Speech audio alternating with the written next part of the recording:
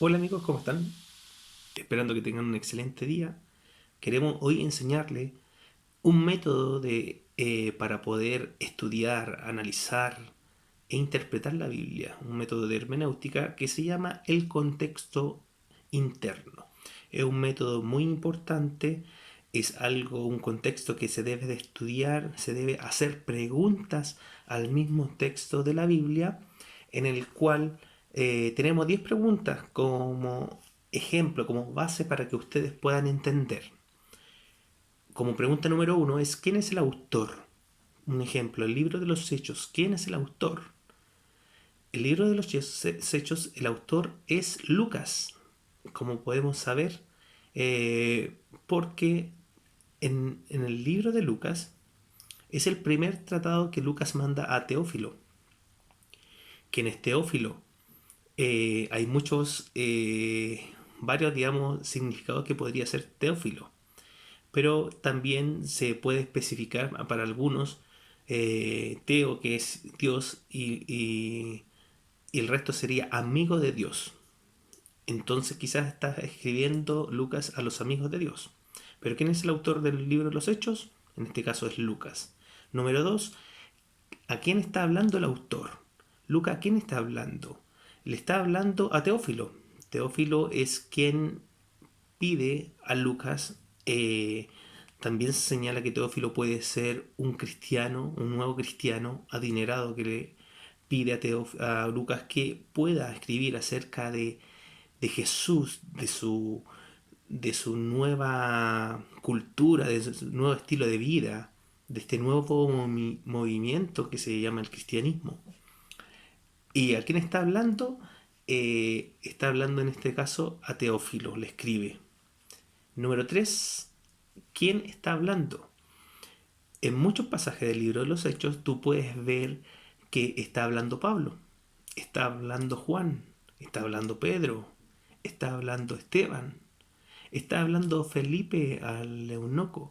Hay muchos casos, entonces los personajes son diversos. ¿De quién está hablando?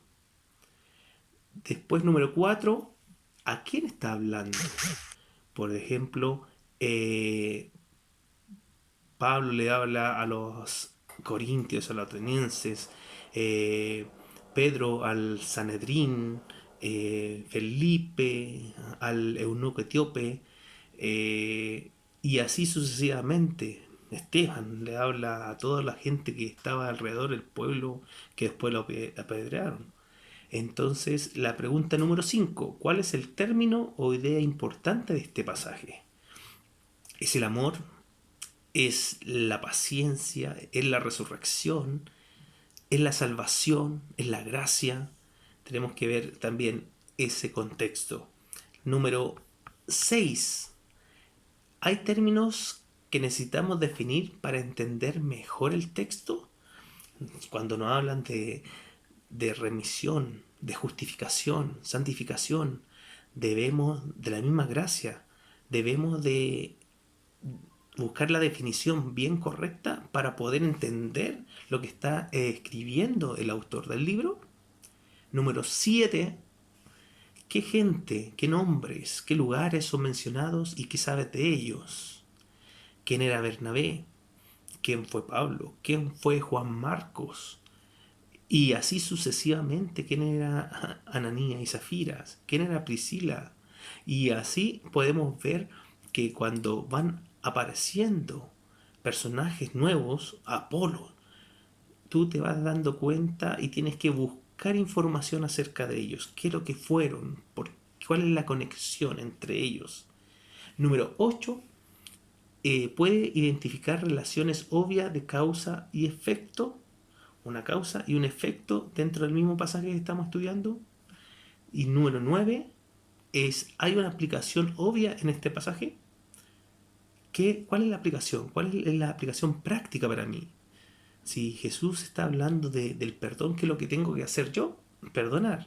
Pedir perdón, autoperdonarme, también perdonar a aquellos que me han dañado y pedirle perdón a Dios también.